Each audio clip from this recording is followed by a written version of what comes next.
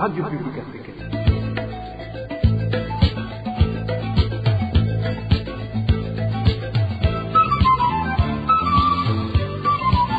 Radio Publique Africaine.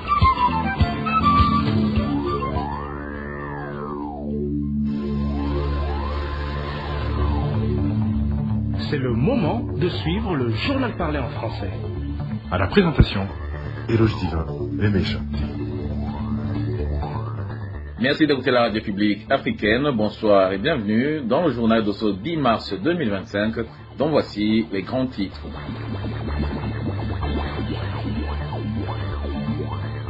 La fouille-perquisition qui a eu lieu ce lundi matin au quartier Kinanira, situé en mairie de Bujumbura, a laissé des inquiétudes chez certains habitants. Pour cause, c'est la participation des Imbonerakure dans cette opération de fouille-perquisition. Vous l'entendrez au début de ce journal.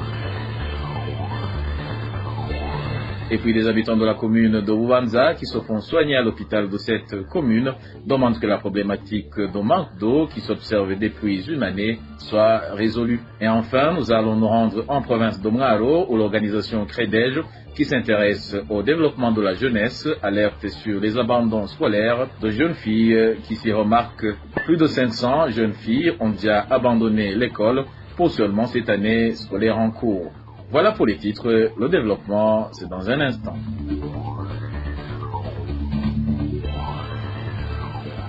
Bonsoir, démarrons ce journal par la page sécurité. Fouille-perquisition ce lundi matin au quartier Kinanira 4, situé en commune Moura de la mairie de Bujumbura. Les sources locales révèlent que ce qui était anormal et qui a terrifié les habitants de cette localité durant cette fouille est le fait qu'elle a été menée par les forces de l'ordre et de sécurité, accompagnée par des Imbonerakure. Le détail avec David Claude Bananayo. Le quartier Kinanira 4, une perquisition a eu lieu dans la matinée de ce lundi et principalement constitué des parcelles appartenant aux anciens militaires retraités de l'ex-FAB. Beaucoup d'entre eux ont été victimes des persécutions orchestrées par le parti au pouvoir. Certains ayant été tués, tandis que d'autres ont dû fuir le pays. Ce qui a particulièrement terrifié les habitants est que cette perquisition a été menée conjointement par des agents de la police militaire, des policiers, des membres des Imbonerakure et des agents du service de renseignement. Selon des sources locales, les agents fouillaient les maisons et exigeaient la présentation des cahiers de ménage. Toujours selon ces sources, un ancien officier de police a failli être arrêté pour avoir mal rempli son cahier de ménage. Cependant, grâce à l'intervention des habitants présents sur place, il a été expliqué que cette erreur ne constitue pas une infraction pénale justifiant une arrestation.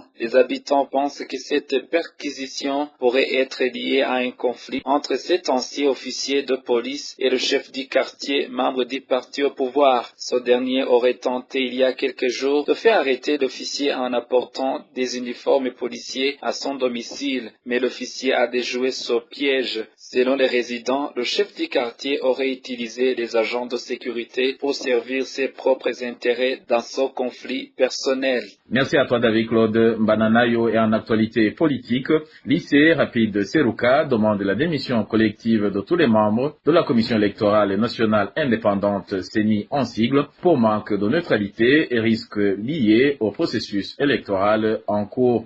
Dans une lettre adressée le 5 courant à cette institution, l'initiative citoyenne de Rassemblement des Patriotes pour l'instauration de la démocratie et d'un état de droit exhorte la CENI à prendre cette demande au sérieux pour le bien des Burundais en général et de la nation en particulier. Walter Kwizera a décortiqué pour nous cette correspondance, son reportage. L'initiative citoyenne de Rassemblement des Patriotes pour l'instauration de la démocratie et de l'état de droit au Burundi, IC Rapide Seruka, dit qu'il est très inquiet quant à l'absence de neutralité dont fait preuve la Commission électorale nationale indépendante dans l'organisation des élections prévues en 2025 et 2027. À travers sa correspondance du 5 mars, signée par Bob Rugurika, le coordinateur, de même que Vincent Nyandoui, le porte-parole, de nombreuses allégations de partialité et de favoritisme rapportées par divers acteurs acteurs politiques et partenaires sociaux, tous doutent sur la capacité de la CENI à garantir des élections libres, transparentes et crédibles, ce qui a même mis en doute la confiance des citoyens dans le processus électoral et qui risque d'exacerber les tensions politiques. De plus, selon IC Rapide et Seruka, depuis la mise en place du code électoral jusqu'à la désignation des membres de la commission et de ses démembrements, beaucoup de pratiques contestables ont été observées. À côté de cela, lit-on toujours dans la correspondance de IC Rapide et Seruka, jusqu'à présent beaucoup de réfugiés burundais demeurent dispersés dans les pays voisins, tandis que des journalistes, des défenseurs des droits de l'homme et des opposants politiques sont toujours en exil. Pire encore, la situation actuelle est marquée par des actes de violence politique, des disparitions forcées et des exécutions extrajudiciaires sur le fond de clivage politico-ethnique. De surcroît, selon IC Rapide et Seruka, des rapports des sociétés civiles et des médias indiquent également une militarisation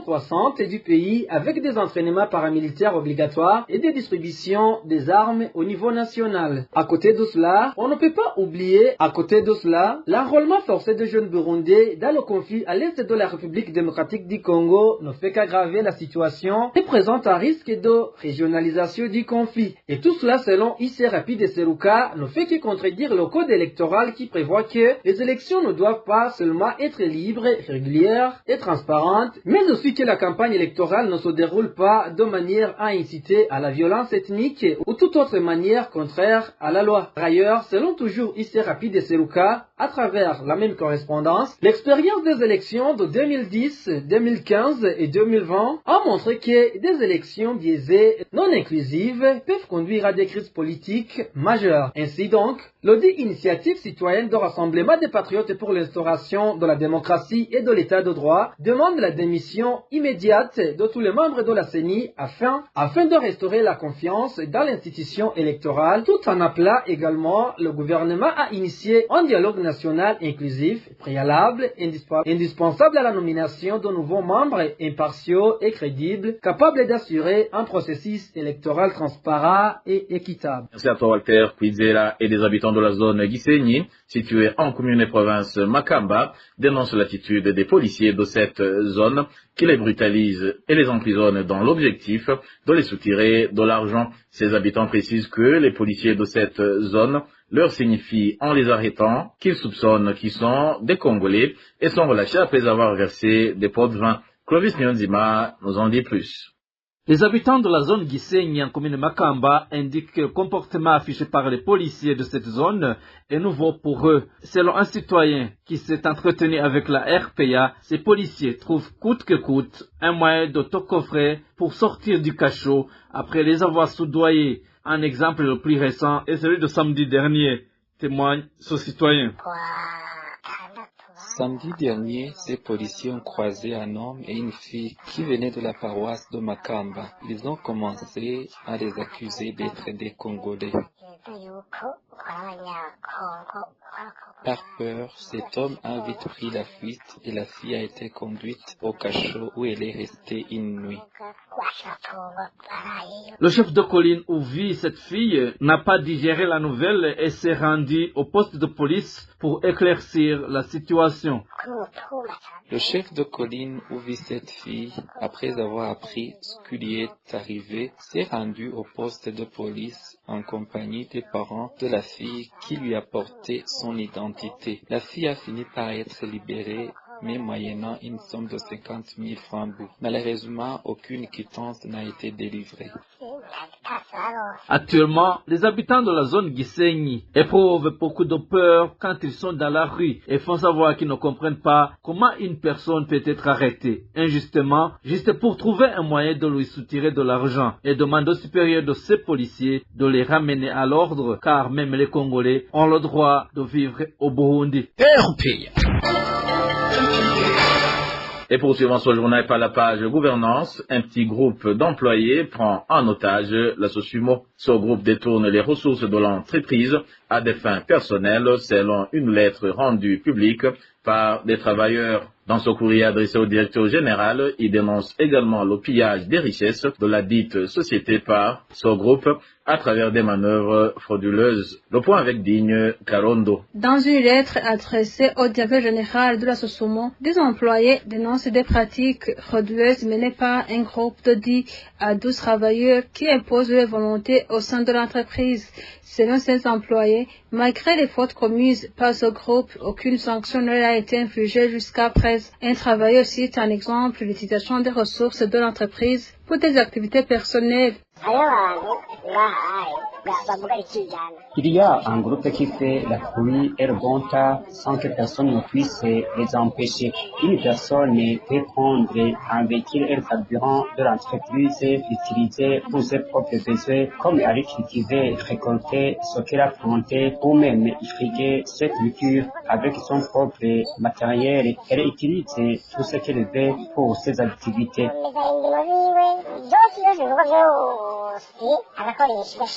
Les frais d'omission pour les voyages à l'étranger auraient également été augmentés et seuls les membres du groupe cité sont bénéficiaires de ce faveur. D'où les auteurs de la lettre adressée au directeur général de la SOSOMO se demandent où la direction générale trouve les devises à leur donner alors qu'ils ne cessent d'affirmer que le manque de devises est un frein pour le développement de l'entreprise. D'autres détournements concernent le matériel de l'entreprise. Une source interne évoque notamment le responsable du garage qui retirerait des pièces de machines sous prétexte qu'elles sont hors d'usage afin de les remplacer dans le but de détourner les biens de la SOSOMO. Il agirait avec la complicité du responsable de l'agriculture.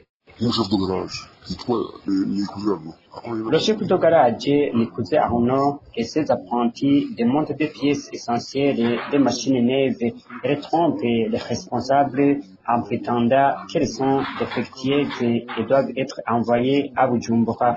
En réalité, il va les pièces en bon état et les remplace par des pièces usées qui ne durent pas.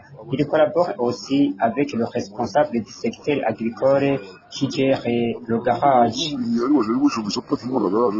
Les employés à l'origine de la lettre concluent en appelant le directeur général à prendre des mesures urgentes avant que l'entreprise ne tombe en faillite. Digne Karondo, et pourquoi le régime de Gitega insiste pour garder fonctionnelle la NAGESA, et ce malgré d'énormes pertes que cette dernière lui a déjà causées, un fait qui pourtant inquiète beaucoup les parlementaires qui disent craindre que cela n'impacte que fortement sur le budget de cette année. C'est au moment où le gouvernement comptait sur à peu près 150 milliards de francs burundais issus de la vente du maïs collecté par cette agence nationale de gestion du stock stratégique alimentaire. Suzanne Mouzaneza pour plus de détails. C'est maintenant un secret de polichinelle. Le maïs collecté par la NAGESA est en train de se détériorer, un fait confirmé par la commission parlementaire chargée de la question agricole après sa descente sur terrain. Ce pourrissement inquiète donc plus d'un, y compris les parlementaires. Parmi eux figure l'honorable Pascal Gikeke qui se demande si finalement le gouvernement va honorer ses engagements envers le Tchad en ce qui est du marché de maïs. Banyakubahwa bashikiranganje mwese uko muri babiri ejo na hirya ejo mwese mwarakiriye abashikiranganje bava mu gihugu ca Tchad yabo ubudandaji muri Tchad. Messieurs les ministres, vous avez récemment accueilli deux ministres tchadiens, à savoir celui de l'agriculture et celui du commerce. À l'issue de cet entretien, un mémorandum a été signé, lequel stipulait que désormais le Tchad allait acheter au Burundi le maïs, le thé et le café. Alors, permettez-moi de vous demander, messieurs les ministres, si, après avoir visionné ces images montrant la dégradation du maïs stocké dans divers greniers, vous avez encore espoir de gagner ce marché tchadien. Kubyo tubonye hano ku masanamu ingene ibigori bibizwa murabona yuko hari icizere yuko iyo soko yo muri Tchad izohava iboneka. Ces appréhensions des parlementaires n'inquiètent pourtant pas le moins du monde. La NAGESA, tout comme les ministres du Commerce et de l'Agriculture, présents dans cette séance des questions orales. En effet, pour le ministre de l'Agriculture, il n'y a rien d'alarmant, une réponse qui n'a fait qu'exacerber les parlementaires, à l'instar de l'honorable Mutezina. Haraho mwagiye mwishura mushikiranganje uburimyi n'ubworozi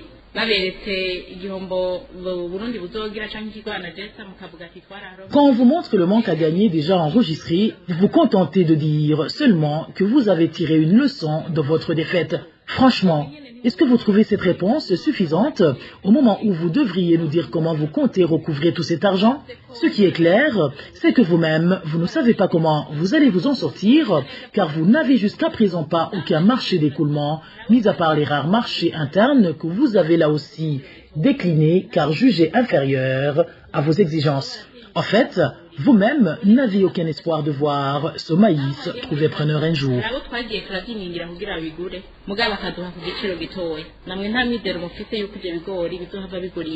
Un autre fait troublant réside dans le fait que des ministres ont eu le toupet de se pavaner devant les élus du peuple en clamant haut et fort qu'au lieu de vendre au rabais ce maïs en train de se dégrader, ils ont préféré le laisser pourrir.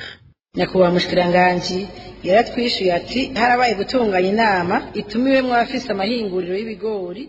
Questionné à propos, le ministre nous a répondu qu'une réunion entre éleveurs, les propriétaires d'usines de transformation du maïs, les commerçants, les membres du bureau stratégique de la présidence, ainsi que la direction de la NAGESA a eu lieu en date du 20 février 2025. Le but était de voir comment trouver un moyen d'écouler ces stocks de maïs sans léser personne, mais les prix proposés par ces derniers étaient très bas, même si le ministre ne nous a pas donné de précision là-dessus. On espère qu'il va nous donner plus de détails une fois qu'il aura trouvé un preneur qui proposera un prix satisfaisant.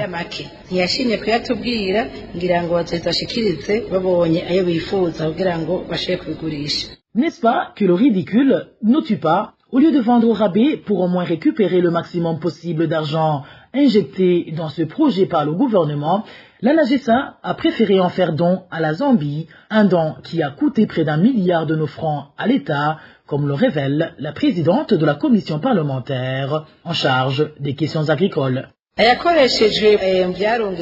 Une somme de 871 728 000 francs burundais a été utilisée pour envoyer du maïs en Zambie. Pourtant, même si ce maïs a été donné gratuitement tandis qu'une grande quantité continue de pourrir dans les stocks alors que les acheteurs ne manquent pas, le gouvernement comptait dessus pour mener à bien ses programmes. Ici, l'honorable Pascal Gikeke s'interroge sur comment Gitega va pouvoir combler ce vide. L'actuelle loi budgétaire prévoit des recettes de 148 milliards issues de la vente du maïs. Pensez-vous que cet argent va rentrer dans les caisses de l'État? Sinon, comment comptez-vous combler ce vide? Rappelons qu'en plus de ce manque à gagner, une somme de plus de 10 milliards de francs burundais a été détournée par les responsables de la NAGESA sans jamais être inquiétés dans nos éditions ultérieures.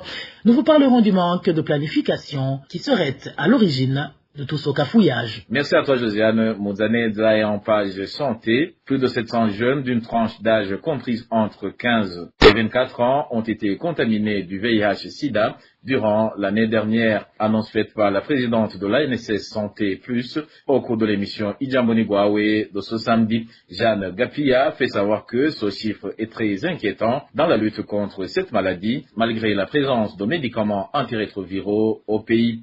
Ubu ikintu giteye ubwoba nuko tubona ko hasubiye kuba abantu bugwaruka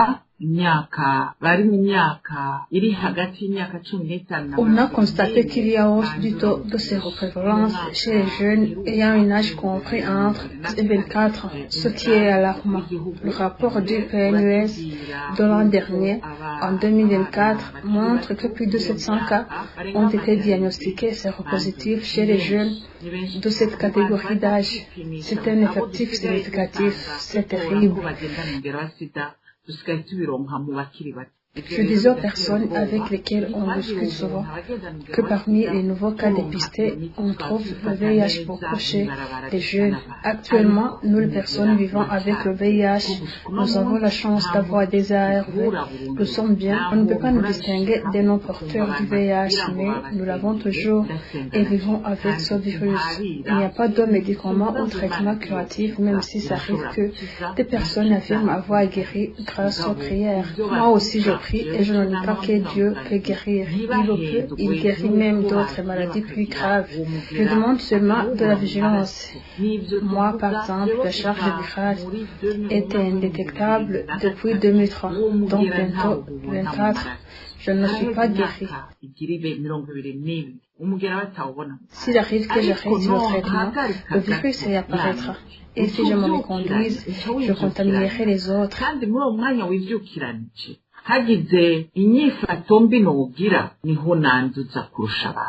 La présidente de la NCS, Santé Plus, estime qu'actuellement la jeunesse burundaise est déroutée par le quasi inexistant des malades affaiblis par cette maladie et certains religieux qui disent que la prière guérit le VIH-Sida. Encore une fois, écoutons Jeanne Gapia. Je dis que ce qui est en train de dérouter les jeunes, c'est qu'ils ne voient pas de gens affaiblis, maigres et qui ont des boutons sur la peau. Ils voient que toutes les personnes sont en bonne santé et ils pensent que le virus n'existe plus. Il y a aussi la situation plus aggravante. Ce sont des individus qui disent qu'ils sont guéris. Mais je me dis toujours que j'en connais plusieurs. Pourquoi parmi eux, Dieu ne les a pas donné cette grâce? Pourquoi est-ce que parmi ceux dont nous suivons de près, il y a personne qui est déjà venu nous demander de refaire le dépistage pour vérifier s'il n'y a plus ce virus? Comprenez bien, je ne suis pas une renégate, je ne nie pas que Dieu peut guérir. Pas du tout, mais je demande à ceux qui prient et qu'ils disent qu'ils sont guéris, qu'ils viennent pour nous apprendre à prier comme eux. Peut-être nous ne prions pas comme il faut, mais l'important est que deux individus ne déroutent pas les autres, qu'ils ne trompent pas cette jeunesse. Cette jeunesse doit savoir que ce virus existe encore.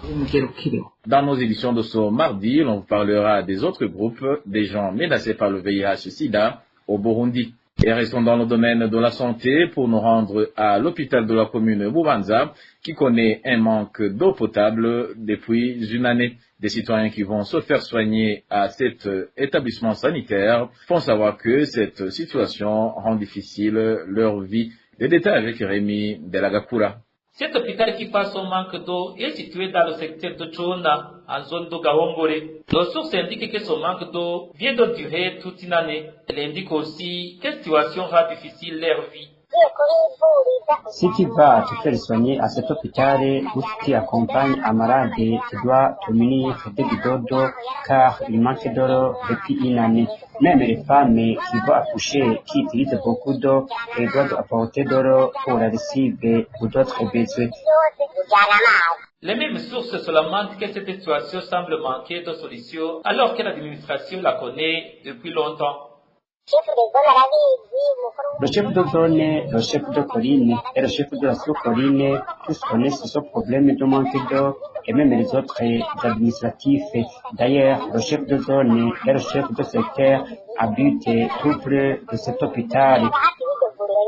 Actuellement, il demande qu'une solution à cette problématique soit trouvée. La rédaction de la RPA n'a pas réussi à joindre par téléphone l'administration communale de Bubanza ainsi que les responsables de cet hôpital. Et je vous le disais en titre, des filles estimées à plus de 600 ont déjà abandonné l'école durant cette année scolaire en cours en province d'Omgaro. Déclaration faite par le Centre pour le renforcement de l'éducation et du développement de la jeunesse CREDEJ en sigle, consécutivement à ce mois de mars dédié aux femmes et filles au Burundi. Cette organisation révèle que l'une des causes principales derrière ces abandons scolaires est la pauvreté qui s'observe dans plusieurs familles, d'où elle demande au gouvernement d'agir le plus rapidement possible pour trouver une solution à cette problématique.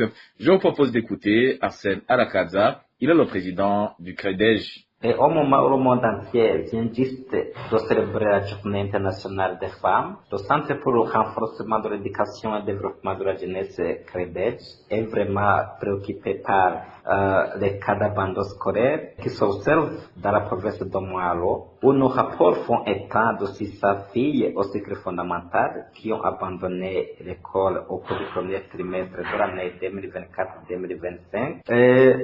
Les causes principales sont entre autres la pauvreté dans les familles, les grossesses en milieu scolaire ainsi que des mariages précoces. Ce qui est regrettable pour le CREDEJ, c'est que par exemple, les auteurs de ces grossesse jouissent d'une impunité de la justice burundaise. C'est pourquoi nous demandons au gouvernement du Burundi de collaborer avec les responsables de différentes directions provinciales de l'enseignement, aussi avec les parents, pour bien étudier les causes principales de ces abandons scolaires afin de trouver une issue favorable, parce que malheureusement, ce problème ne concerne pas seulement la province de Mwalo, il s'observe dans les autres provinces du Burundi. Et c'est regrettable que donc, ce problème soit ignoré par le gouvernement du Burundi ainsi que les parties prenantes, ce qui met en danger les droits des filles dans les milieux scolaires. Et dernière nouvelle de ce journal, s'observe une pénurie du carburant de type mazout en mairie de Bujumbura. Par conséquent, de longues files d'attente de personnes qui attendaient désespérément les bus de transport sont marqués ce lundi au niveau des parkings. Les détails avec Eric Mionzima. Au niveau des parkings de bus desservant différents axes à mairie de Bujumbura, ils sont marqués de longues files d'attente des habitants qui attendaient des véhicules de transport. Cela est dû à la pénurie du carburant de type mazout qui sont marqués ces derniers temps. Cet habitant du nord de la capitale de Bujumbura fait savoir que l'espoir de voir la problématique de la pénurie du carburant trouver une solution baisse de plus en plus.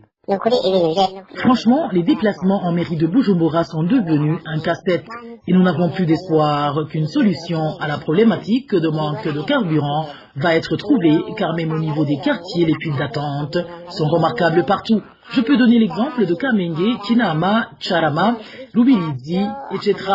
Partout tu rencontres des gens qui attendent désespérément les bus. Les conséquences dues à cette situation de pénurie de carburant sont nombreuses. La perturbation des activités génératrices de revenus est la principale conséquence soulevée par la plupart des citadins, comme l'indique celui-ci. Les conséquences sont légion, d'autant plus que les gens peinent à trouver des bus pour se rendre au boulot.